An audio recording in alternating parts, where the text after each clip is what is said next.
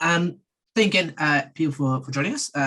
My name's Jaden. I'm with the Payara team, and today we have Fabio and Oleg, and they're going to be talking to us about integration testing and the best practice for that with Jakarta EE applications. Feel free to put any questions in the Q&A section, or you can put it in the chat as well, and I'll try and address it where I can. Otherwise, I'll save it to the end. But just let me know. And if you're shy, you can always private message me as well, and I'll make sure to message it. So brilliant. Thank you very much. Over to you guys. Okay, so I'll start introducing myself. So let me share my screen for a couple of minutes. Share screen. Let me know if you're seeing it. There we go. Okay, should be seeing my screen. So hello everyone. My name is Fabio Treviso. I'm service manager at Payara, and based on Colombia. As Jadon already told you, we should be having blue skies and a really warm weather, but for some reason the weather is mimicking London at the moment. It's gray, dark, and murky. Who knows why that is, but yes. So I will be talking to you about Payara. So we are a company based in the UK with a plethora of people all around the world working remote. And we mostly support Payara Platform Enterprise, which is a software that brings stability, support, and security to the table. We're also contributors to the Eclipse Foundation on a majority of projects, one of them being the big EE4J project, which maintains and generally drives Jakarta EE. And as well, and we are also contributing to MicroProfile in a way. So we are all there trying to make sure that our community it's supported and represented. And we also have a community edition project, which is the Payara platform community. It's focused on creating, innovating, and elevating. The idea is that we maintain an open source server runtime, focus on development projects, making sure that if you develop Jakarta EE apps, they're fully productive. And we also focus on standards and innovation, trying to bring things that are outside the specs or that are useful for the general user base, and we consider it can make people productive. And for this webinar, we'll be using Payara Micro, which is a lightweight middleware platform. It's just a jar file that you just run from the command line, or there are multiple plugins to integrate it into other environments. It's also the way to use or a simplified way to use Payara platform in containers, which is one of the focus that we'll be seeing today. It requires no installation and configuration, and it's very easy to use. So over to you, Oleg.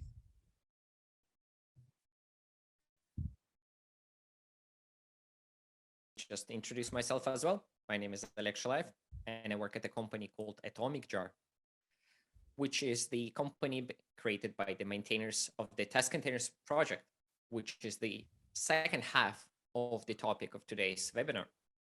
Right, we have Payara and Testcontainers, and how those two technologies simplify your integration tests for your Jakarta EE applications. Testcontainers is a library that allows you to create ephemeral Docker containers suitable for all your needs, but specifically targeting integration tests right now. And you can test your code against the databases, message workers, Elasticsearch, Kafka, other technologies, anything that runs in a Docker container, you can use and manage that programmatically from your integration tests. It's a very mature library. It's an open source library available in the GitHub. And there are a few things that it does extremely well, is that it takes on itself quite a bit of like the tedious tasks for the integration test specifically. It finds and manages you and integrates with your Docker environment. It does the automatic cleanup. So for you, your integration tests become lightweight, repeatable, and hassle-free. So today we're gonna look at a certain combination of Payara and Testcontainers, and I think we should do that based on a real-world application. So our plan today is to look at a Payara application and then try to integrate and introduce integration tests with Testcontainers into it, and see how easy and straightforward that is. We're going to learn some concept and some ways how you use your Jakarta EE applications with Payara, how to deploy them, how to manage, how to maybe wait for your application to be available, and then the corresponding concepts from the test containers to see how to do that efficiently. So I think we should start with looking at the application. And since Fabio is obviously the expert on that, Fabio, back to you. Look at the application, please, and I will figure the. Okay, I'm just noticing that I was mute. So saying in the background that there's nothing embarrassing in your end, so don't worry. Okay, you should be seeing my screen. Hopefully you're seeing IntelliJ. So I will be doing a small summary of this application. It's a very simple Jakarta application. If you inspect its POM file, you can see that it depends on Jakarta. It also depends on MySQL because we want to emulate a real world application. So we're going to need a relational database. And it has another set of dependencies that we'll explore in a few minutes. We're also running the Payara Micro plugin. And this is just a simple plugin that allows me to run Payara Micro from the Maven goal. And in this case, we're running the latest version of Payara Micro, which is 2022.1, which was released in January. And we are instructing the plugin to grab the WAR file that it's created for this application, deploy it, and run it on under the root context root. It should be pretty simple. So what this application does, it's a JAX-RS application that uses the API inside in order to store a set of entities into a MySQL database. But you can see here is that it's configured with a data source definition that tells me that instructs Payara to create a MySQL data source inside the server runtime. It will use 3 environment variables in order to find out where the database lives and how to connect to it. And these environment variables are useful because they are or make transference across or staging across environments pretty simple. And if we go to the packages themselves, we have 2 APIs, one for creating speakers. Again, this is something of a portmanteau of myself that I create conference or demos for conferences themselves. So this application handles the speakers and sessions for a conference like this one or other events. And then you have a speaker API that creates and lists all speakers on the conference, a session API that also creates and lists all sessions in a conference. And the objects themselves are JPI entities and are configured like this. Pretty simple, nothing too complicated, just a few bouts of data here and there.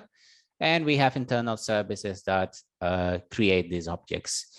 And lastly, just to simplify things, we have an initializer service that creates a couple of sample data, in particular the speakers for a conference and a sample sessions. And for this example, we're using both Alex and myself as speakers, and we are using this event as the session itself.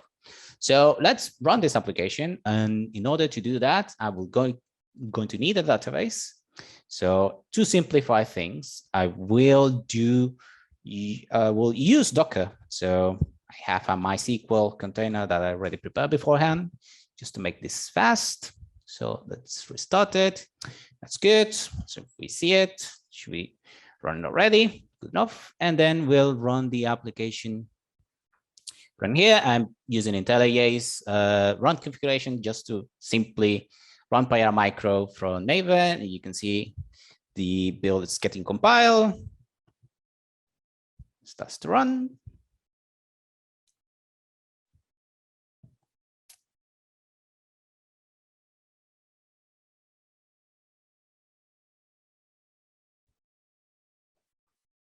Okay, so we can see in a few moments that Payara Micro is getting started from locally because it's already on my repository. So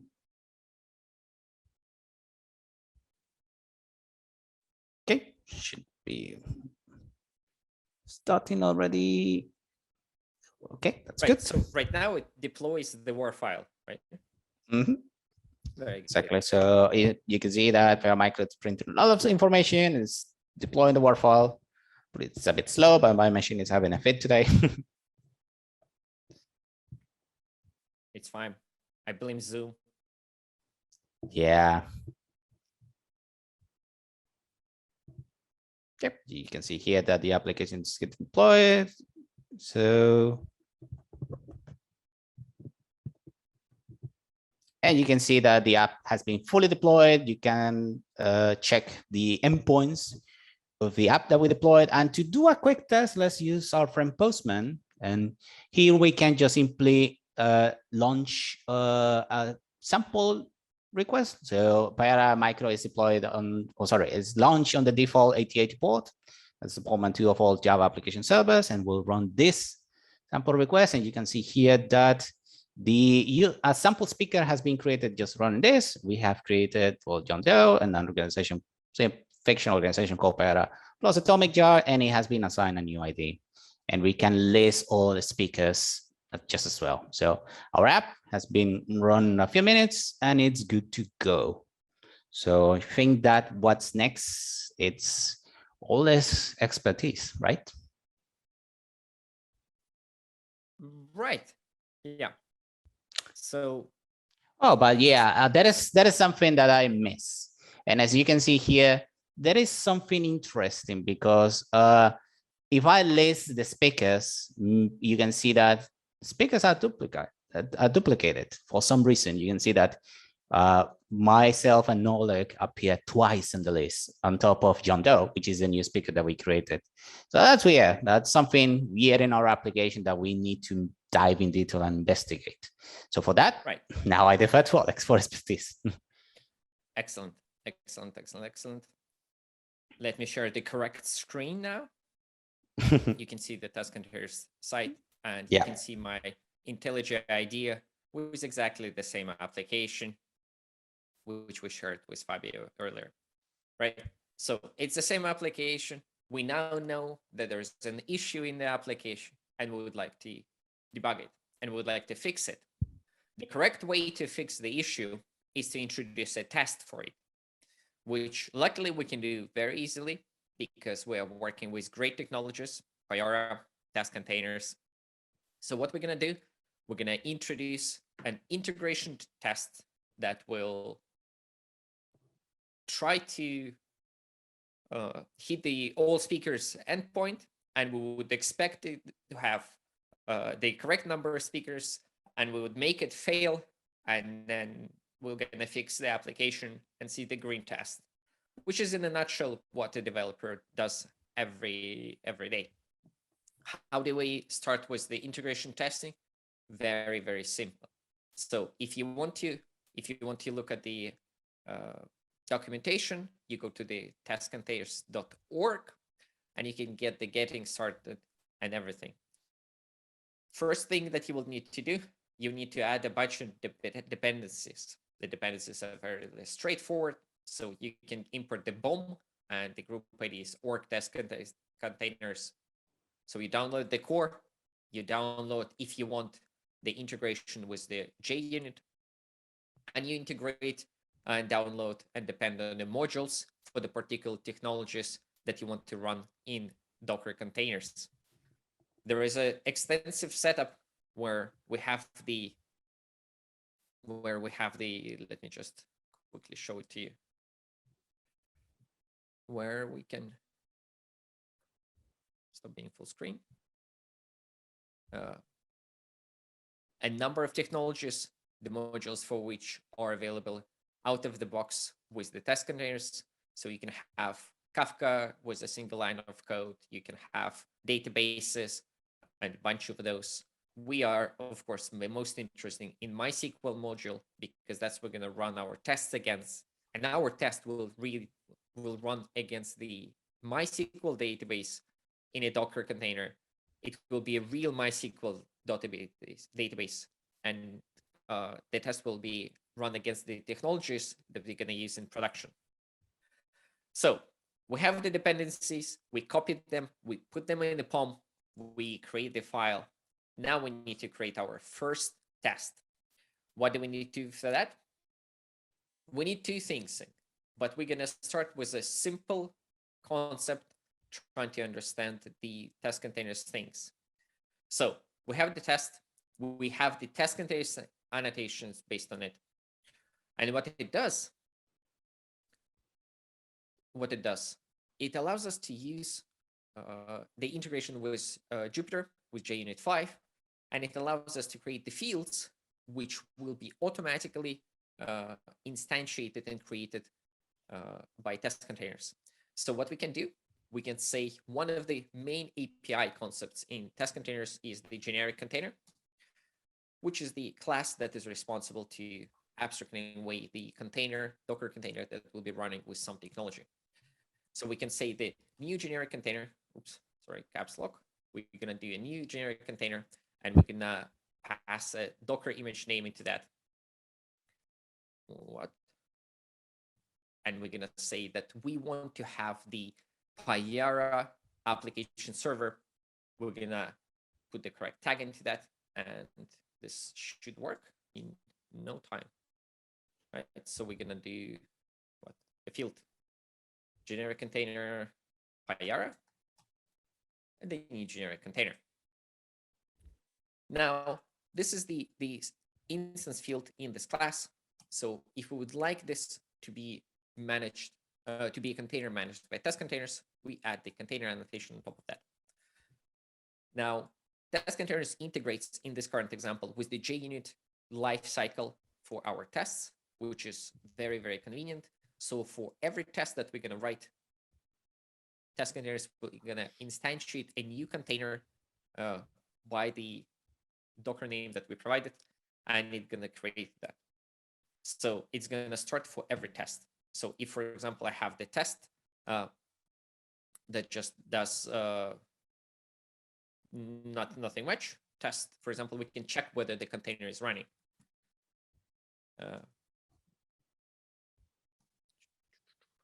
Too many ends. This, of course, doesn't matter. So what we can do, we can, for example, assert. What can we assert? We can assert that. And we need that from. Wait, this is assertions, right? Assertions. Assert that.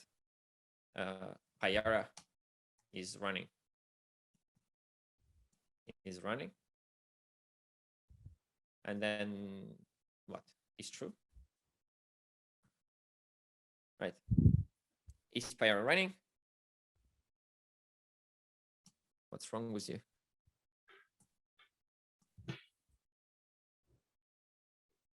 Payara?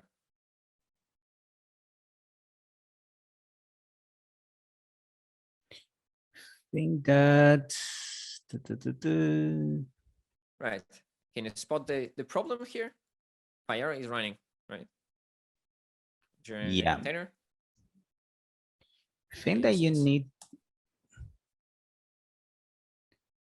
I think that you need the generic one, if I'm correct. Might be wrong. Yeah, this is the generic container from test containers. Yeah, but I think that you need to add empty brackets to generic container, if I'm correct. Wait, what do you mean? Here, like that? That doesn't mean anything. Yeah, that shouldn't change anything. It's weird. It's complaining about. Should be running. Should be okay. Why is it not running? Payara, wait. I think that you have the wrong. Payara is running. There is a method for that. Yeah. So maybe that's the wrong assertion imported. We have assert. Yeah, this is. What's the assert that? What's this one? That's from the JUnit. Yeah. One. No. Assertions from the assert for J, right? Yeah. Is running. And that is true. True. Yeah. Save it. Right. So now we are in a better shape, right? It compiles. Does it compile? It should be compiling. Why is it not compiling? One parenthesis. Right. Now what we have a test. We have a container definition. On top of that, to make this container useful, what we also have here is we have the additional API that allows us to configure how we want to consume this container and how we want to configure this container. So for the generic container, you can do all the things that you would do with the normal Docker container through the command line and more on top of that, right? So for the application server for running, well, our web applications, we need to consume them through the network. So what we would do, we'd like to configure the container with the exposed port, and we need 8080, right? Because that's where by default Payara will start running. So now this configuration for the container will say that, oh, we're gonna run it, and in the test, we're gonna see that the container is running. Now, when I run this test, a number of things should happen. And judging by how it runs and works right now, I think there will be some problems, but it's supposed to work. I checked the test and they passed before, right? So what are we doing now? Test containers located our Docker environment, and the test containers is now pulling the images. So for our case is the Payara micro with the tag, and then it will automatically start. You will see the log lines that you will allow you to see what happens in the container and the interactions with the container, and the test will just run. We need to download it. It downloads fairly fast, and then the application is starting. So the container will start, and the test runs, and the container is running. The other very, very important thing, so there are two important things how test containers helps you with this, is one, the cleanup for that. After the test has been finished, there is no container hanging around, right? So you can run this test again and again and again, and they will not consume the resources because the cleanup is automatic. And the second part is actually this exposing those ports, which is very, very important. The exposed ports on my host machine is not actually 8080. This is the port within the container, but this port is randomized and assigned to random high-level port that will be free on the host machine. So I can run my test in parallel if I want, and there will be no conflicts. I can run my test in the CI, and it will run the same way as they run on my local machine. And with this, I can create very complicated setups if I wish, and manage them with ease, because the Docker integration is taken care of by test containers, and then just can concentrate on the logic. So the next step would be to add a test that actually does something with deploys the application and runs the test against the actual endpoint. So back to you, Fabio. Okay. So should be seeing my screen now. Hopefully there's no problems there. So Oleg's right. We need now to do a real world test. Make sure that the application is doing what it's doing. So on that regard, what we are going to do, it's going to be creating a test.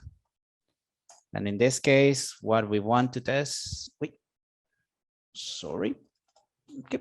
So what we want to test is listing our speakers, because that's what we find out it's not working correctly. So there are multiple ways to run tests on Java. So for this example, and in general, whenever we are discussing about applications that expose REST services, I think that rest assured it's a really good API and a set of libraries that you can use in order to do test-driven development if you're also interested in approaching in that specific focus. So you can see here on the dependencies that we have the dependencies for rest assured. So we'll start by telling rest assured that we want the following conditions. So in this case,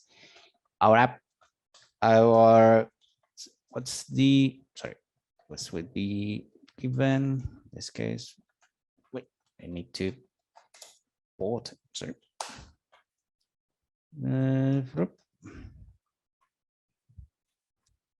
I think it might be easier just to import directly because Dai is not cooperating with me. So import static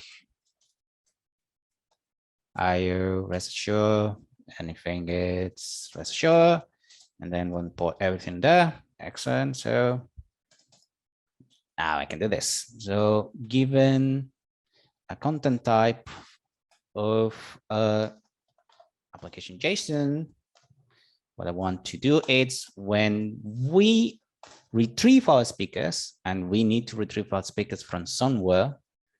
In this case, we need to give it a specific URL, but we don't know how will we do that. So we'll come back in a second. Then I want to assert that the response for that specific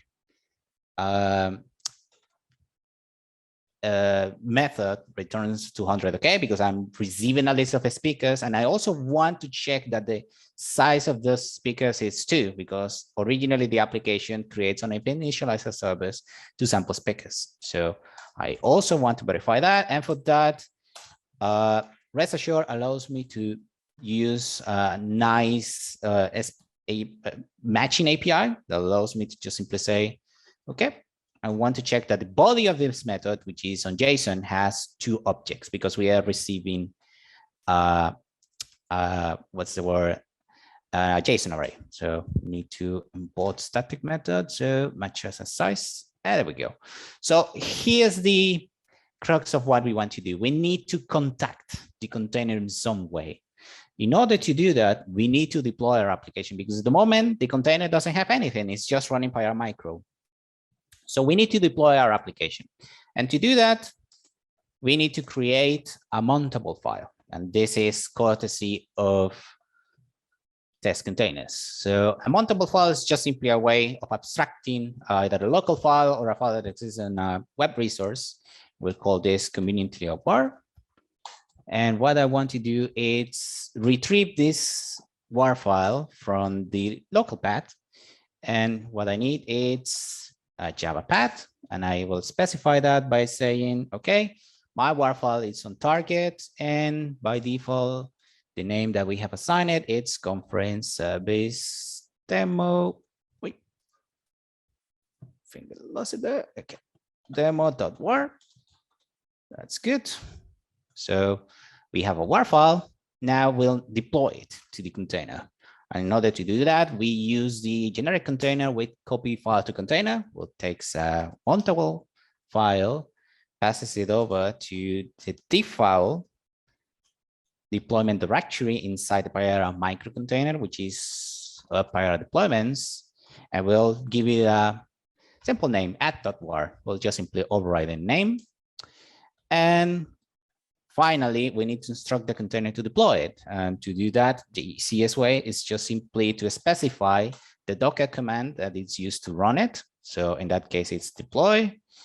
And the only thing that you need to tell it is, well, deploy this. So we'll deploy what's there. And also, we'll run it in no cluster mode to make it faster. And we're going to specify the context root, well, the root context root. And there we go. Easy, right? So we need just simply to create the mountable var file, pass it over to the container, specify how the application is deployed, and voila. So back to this. We need to test our endpoint in some way. So I'm going to set up the URL of this endpoint to the host of the Docker container, because again, Testcontainers abstracts everything into a Docker container, and Docker containers might not necessarily be referred as localhost, even if I'm running a local environment. So to prevent any headaches, it's just easier to use the get host method from the API. And now I need the port, but it won't be 8080 because that port is mapped by Docker. That's by default. You can map it explicitly, but since we are testing, we don't need to do that. We can just simply say, hey, give me what's the map port for 8080. And then we'll finally give it the end path of our resource. So in this case, it will be speaker all. Okay, so there we go. Our test is created, making sure that it's all good. So let's run it and see how it goes. Do you think it will succeed now? Could be, but there is a big caveat that I want to show people specifically on this. And I want to see how the test is created. So you can see here that it's running, and it should do exactly the same thing that it did in Oleg's machine. It should contact the Docker process, try to pull the image, but I already have that image in my environment. So that's skip. It's starting the container, as you can see here. Well, that's running. We did have a question, actually. Vishnu asks, can we pull image from custom registry as well? If you are running Docker locally, you can. If you are running on a CI environment, well, that environment must be properly configured to access these custom registries. For Testcontainers Cloud, Oleg, I think it's your alley to reply that. But yeah, in general, you can, right? So you just need to normally do the Docker login to get access to the repository, right? And besides that, and then Testcontainers will kind of piggyback on the credentials and have access to the same repositories that you register, the same registries that you have access to when you do the local Docker pull commands. And so this is one thing. And also there's a special API where you can write your tests by using the, say, Docker Hub container image names, Docker image names, but the API can substitute those images for the ones that you're going to pull from your any other repository, right? So if, for example, if you want to have the in-house private registry from which you're going to pull images without hitting Docker Hub all the time, you can do that on the API level. So you don't even have to like instrument or change every single test, right? So you can do that sort of as a horizontal advice, like across all the tests. okay, so we can see now. Thank you for the comprehensive reply, Oleg. Now you can see that the that the test has failed, but why did it fail? It's saying me, well, I expected a 200, but then I got a 404, which is usually the resource is not found. Why? And this is an interesting case because Testcontainers initializes the container, but in the meantime, the containers is still deploying the application. The application might not be ready when these tests are run. So of course, when you launch an HTTP request to a server that doesn't have that resource, well, the server will reply back, I can find it. So what to do in that scenario? We need to instruct Testcontainers to say, hey, wait, you will only start the test after the application has been deployed and it's green, good to go. So Testcontainers has a nifty API feature, which is waiting. And this is just an instruction that tells the container itself and the Testcontainers engine to wait until there is a condition. So what we are going to tell it's, okay, wait for an HTTP endpoint to be ready. And the endpoint in particular will be this application WADL endpoint. And you say WADL, are those things still used? And this is just a nice quirk that we have from Payara. We have inherited from a while back, where the application, whenever it's deployed, it all automatically deploys an application WADL endpoint, which is just for posterity's sake. But still, you can test for or ping for a specific application endpoint, and it will be the same. So we need to tell it, okay, wait for this endpoint to be ready, and when you are pinging that endpoint, you should be receiving a 200 status. Okay, so let's rerun our tests. And will you ask me the question, Oleg? Do you think it will run now? It should. Fixed it, right? Yeah, well, I'm technically writing the test. It should run, but let's see what's next. So people in chat who expect this to fail with the amount of speakers that are retrieved, yeah, type one in chat. And if you expect any other errors or like unexpected results, type something else. Yep. So now you can see in the meantime that now the Testcontainers is waiting for the endpoint that instructed to be ready. And in the background, the application is being deployed. That's an extra time to jumpstart the tests, but that's the intended route to take. So let's be a bit patient.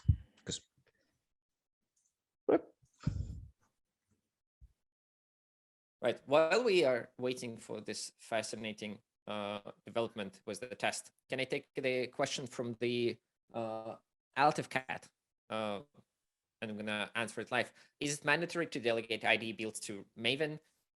Because for big applications, Maven is slow than the internal IDE builder. And for test containers, definitely not. You can run individual tests from your IDE and it will run normally as your IDE runs the individual test. There is no delegation to Maven or Gradle or any other build tool that you're using. It's just a snippet of Java code that runs with the proper class path. Yeah. Okay, so we can see. Sorry, Oleg, you were going to say something else? No. I hope just that answers the question. But yeah, IDE is fully supported. Okay, so we can see now that if the container even failed to start, and that's because we're missing a key component, we don't have a database to test, because the local run that I did used a Docker process, but how to do that on test containers? Do I need to have a separate container for the database? Oleg, what do you think?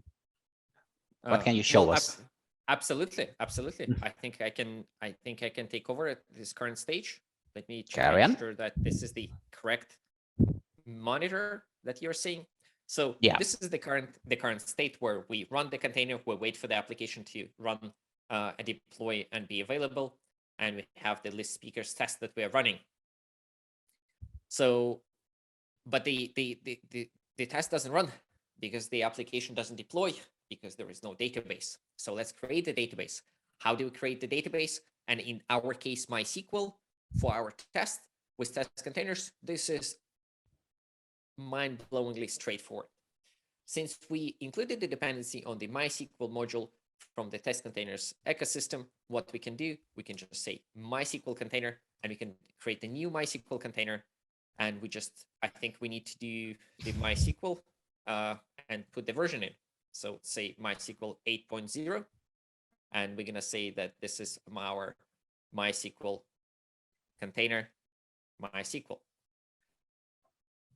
So now we have the definition here. We need to plug it into the lifecycle of our tests, because we want the tests to be managed by JUnit, and so we want our containers lifecycle be integrated with the JUnit lifecycle. We do that using the same annotation container on the database. And here's the trick: the test containers API provides you with very flexible ways to manage the lifecycle of your applications and your containers. So you can do that manually if you want. There are methods, like for example, on the container, you can call a start method, right? Or stop if you want to manually manage the lifecycle, which allows you to create any kind of hierarchies for your tests if you want to pull those container definitions into the parent abstract superclasses that you use for all your tests. But also the specific integration here with JUnit allows you more flexibility than just running the container for every given test method that we are running here. So if I make this field static, then this container will be started once for the whole class. So making it add container and marking it as static is sort of similar to doing the before all method like setup, where you would do the container start, right? It's roughly similar to this. And then after all, it would be the corresponding stop method call, right? So now we have MySQL, and now we have our Payara, and they're both running in two different Docker containers. What we need to do, actually, we need to connect them. And our host machine, my machine here, this laptop, can get access to those normally, because we can expose the ports, and as Fabio showed us, we can get the values of the mapped ports, and we can write and read data from those normally. But we don't want our two containers communicate through our host machine. That is very inefficient. So test containers comes to the rescue with a very nice abstraction for that. So we can put both containers on the same network. So the Docker network is created very simply with test containers. We create the new network.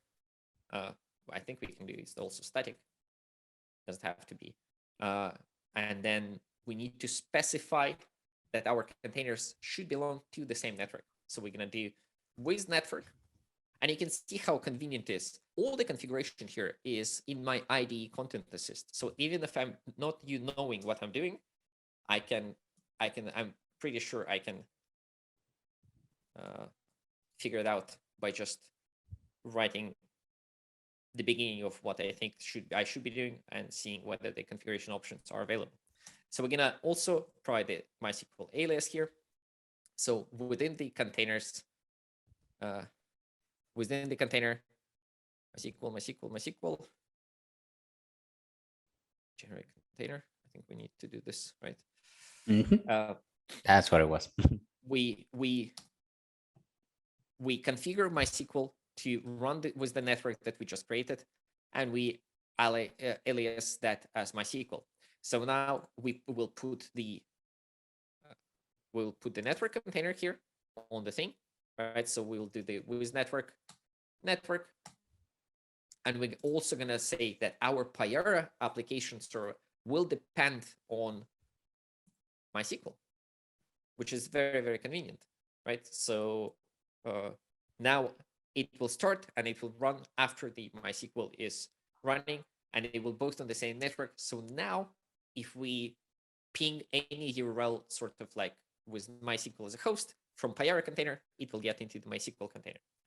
So now configuring that, or the last bit that we need here to create the synergy, right? We need to configure Payara to actually use this database. And we can do that with a number of environment variables that we're gonna pass to the Payara container, which I will defer to Fabio because he's an expert on those, on how to configure Payara. Sounds good. And it's actually pretty simple because as I showed you originally, our application, it's relying on environment variables. So we need a database user, we need a database password, and we need a JDBC URL. So how to pass this? And as Oleg was telling you, it's pretty simple. You just simply use the wethemp method, and you need to specify the variables that we're considering. So in this case, in order, we'll do the user. And how we retrieve the user from the MySQL database? Well, the module itself has a convenient method called getUsername. I don't care what your username is. This is just for testing. We don't need any particular configuration for that.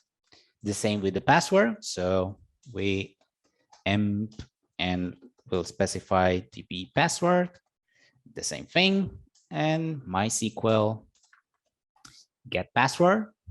And finally, we need to specify our JDBC URL. So db JDBC URL. And this one is a bit more complex, but still pretty simple. So the only thing we need to specify is the traditional JDBC URL for MySQL, which is JDBC MySQL. And then I think I need a colon in here. And the host name of this database will be, of course, the alias that Oleg assigned on his end. So in this case, we're using the same one, MySQL. The port will be 3306 because these containers are in the same network. So the default port applies. We don't need to complicate ourselves assigning a different port. And the database instance, or in this case, the database name can be retrieved from the module as well. So in this case, we have the username, password, and the URL. It's structured pretty simple, just using the database name. So should be good to go, right? Let's quickly test this. So for this test, I have switched to Testcontainers Cloud. Let's see if I can get it to run a bit faster so that we don't wait too much for the outcome. So should this test run okay? Should it be green? Should it still be red in some way? What do we think? I think it will fail normally, right? Because I think now our application and our database will start. It all going to work perfectly, and we're going to get the speakers double, just like we did with the application that we tried it manually. Okay, so you can see here that Testcontainers Cloud is pulling the images because this is the first instance of Testcontainers Cloud that I have created. So, or the first session, I think is the correct term. So it will just pull the images and have them ready for the next time. And you can see here that the MySQL is starting and it's initializing, and the database connection is available locally on this URL. But this is for all the tests that want to directly access this container. But since this MySQL container will just be used for our separate Payara container, that's of no relevance for us. So you can see here, the Payara micro, it's ready, it's starting. The waiting strategy, it's waiting. So, and now the application is being deployed. You should contact the MySQL container, say, hey, I have a connection. I will set up the JPA and I will prepare the application. You has done so in 28 seconds. So we now are waiting for our test to start.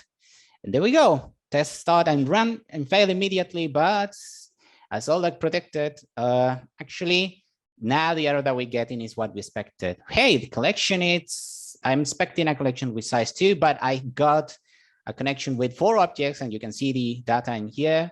I have, well, the 2 speakers for this session, but they are repeat. And why is that? Okay, but now I'm seeing exactly what is happening. And my test is telling me exactly what is happening. So I will go to, well, in this case, would be my speaker resource endpoint. And let me check what is the all speaker saying. Oh, all speakers is trying to get all speakers internally using JPA. And it returns me an object, an array of, a list of speakers, but it's adding them twice. What? Well, silly exception. It happens. Again, this is just for demonstration purposes, not that clever, but does the job. So fixing our tests should be simple as just commenting out those 2 lines. Now that the list of objects that we are receiving is the one that we are sending back. So let's rerun the test again, making sure that, wrong button, and then let's run it again. Testcontainers cloud should be running faster now because it had already pulled the images that we need for both Payara and MySQL.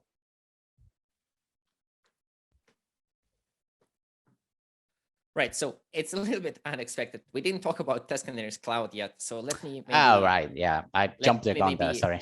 provide a little bit of context here. So Testcontainers works with any Docker environment backend for running your containers that you can use. If that could be local Docker, that could be any other technology providing the Docker backend, like Docker machine, for example, which in the past was used, for example, on Mac OS laptops. So AtomicJar as a company is currently developing a product which is in private beta, but it's functional and it's working. And what it is, it's a serverless software as a service environment that can run your Docker containers for your integration tests with Testcontainers. So it differs and decouples your runtime environment for your actual tests and where the containers are being run. And because it's in the cloud, there are plenty of resources, there is good internet access, and it can resolve a number of pain points like architecture mismatch with the Docker images and the technology that they want to run. It doesn't cloak the resources of your machine, so you don't run the containers locally. So there are a number of performance benefits, and it works seamlessly once you just install a very simple application that doesn't even take any significant privileges or anything. It's a user space little application. Yeah. So here's a fun tidbit. I forgot to build the application. So the changes that I did weren't there, and that has literally just run the same thing. Well, that's part of the course. If you're a developer, that's bound to happen eventually. So I'm rerunning again, but as Oleg was talking about, the advantage of Testcontainers Cloud is that it's a bit faster. You can see here that the images are already there, so they don't need to be pulled back in again. So it's literally ready. You can see here now that, oh, okay, so I'm still failing. Let me check on this. Collection fail with size 2. Oh, it's still not taking the changes. Oh, because the test is running. The test is running before the changes are compiled. So let me to do a quick cheat in here. Let me just repackage the application because we need the WAR file to run the test in this case. So, okay, there we go. So we skip the test and we'll rerun again. In this case, there we go.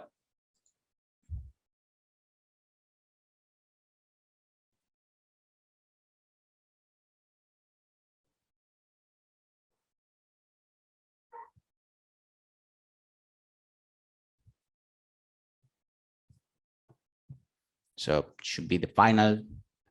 The third one is the charm. So hopefully we'll see the test screen now. Yeah, we absolutely should, I think, at this point, right? Yeah. So there are a couple of questions that I feel that we can answer while the application is running and the test is running. So Christian is asking, are containers stopped and removed after the test? Yeah, yes, you can control the life cycle of the containers yourself, but if you don't do that by default, there is the mechanism to clean up the containers after the test has been run. You can also use the API to preserve the containers even in a running state past the life cycle of your tests, if you really want to do so. But it's currently in a little bit experimental state, because it's unclear how to clean up those containers automatically after the fact. But you can definitely do that if you, for example, want to run and like several runs of the test against the same containers, or if you want to debug things locally after the tests have finished. So you can do that. And then, well, besides, if we're talking about debugging, you of course can just do anything you do with normal Docker containers via the API. So you can copy files to container, copy files from container, stream logs, parse the logs, and interact with containers normally, both via the API, or if the test is running but is like suspended on, I don't know, a breakpoint, you can inspect the container with the normal Docker command line tools and, I don't know, log into a shell and do like random things there within the container if you wish to do so. But after the test, the containers are gone. Yeah, and that's something that we can literally validate like this. Just rocking Docker PS, you can see that it's nothing because I stopped the original MySQL container that I was using. So they're completely clean up. You don't need to worry about resources that being spent on your machine if you're out testing this locally. And well, run the test run twice, but we got twice confirmation that test is all green. Our application has been fixed. All is good in the world. So what will be next in the daily, let's say, work of developer would be to commit and push this change. So let's actually say this: implemented IT tests to fix speaker resource, maybe. While you're doing that, I will run ahead and kind of be the next step, right? After you push the thing, your CI server, CI pipeline, it will want to build your application and run the test the same way, right? We all run tests not just locally, but in the continuous integration pipelines, which is what I would like to show you, because this is a very, very good benefit of having the test containers based tests. Right? Yeah, you can go. Is that when my CI server gets my new code, you don't need to do any additional configuration. You don't need to spin up the additional databases there. You don't need to ensure that Kafka is running there or any technologies, because test containers will take on itself the configuration of those dependency services. So now here, this is my application with my test, and you can see the test was running fine in my IDE, and I can do the same locally with my command line, which is exactly what my CI would be doing, right? And it will do exactly the same thing. It will integrate with test containers exactly the same way. On my machine, I'm using test containers cloud, so it will connect to that Docker. You can configure that for your CI as well. But essentially, on your CI, you need to have some sort of a Docker environment, and you need to be able to run your Java counterparts of the tests. And together with test containers, that is the whole setup. So when you have a new project, you don't need to remember to start the containers. You don't need to remember to do anything else. You just clone, you run tests, and it all works automatically out of the box. This is how easy it is to integrate and create integration tests with Payara and test containers. Exactly like that. So and it just works like a charm. Hooray! There are a few more questions, and I think you can take this one, Fabio. Let me stop sharing the screen for a sec. Richard is asking, how is the test data inserted in the database? I assume this is about the particular use case there. Oh, sorry, couldn't hear what you were there. How is the test data inserted in the database?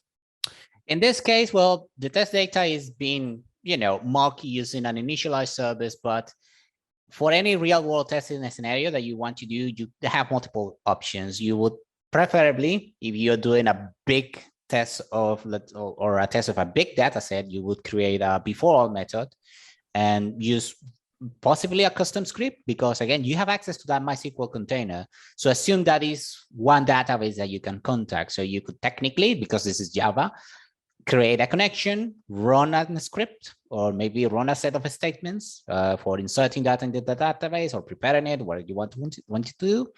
And then before all the test runs, you already have your data set ready. That's one way to do it. You can also use Jakarta EE facilities like the ones that I show you, where you create an initializer.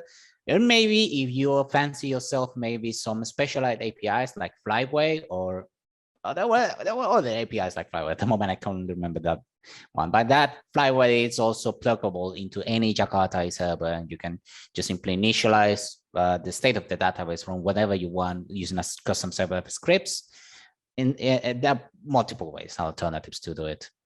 It's whatever you fancy. It's easiest for your environment and your particular business application. Yeah, and just to add to that, if you're with MySQL, working with MySQL or Postgres, or I think some other, it depends on the database, but you can also use the Docker available facilities for dumping the data in it.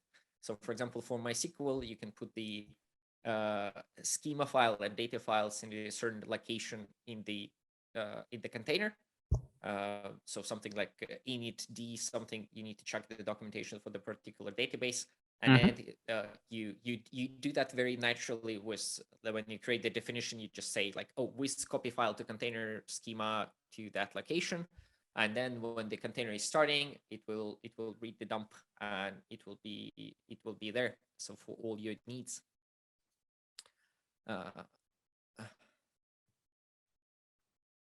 Right, so that is how the data inserted. The containers are stopped. There was one more question that I typed the answer in, but I wanted to answer it live.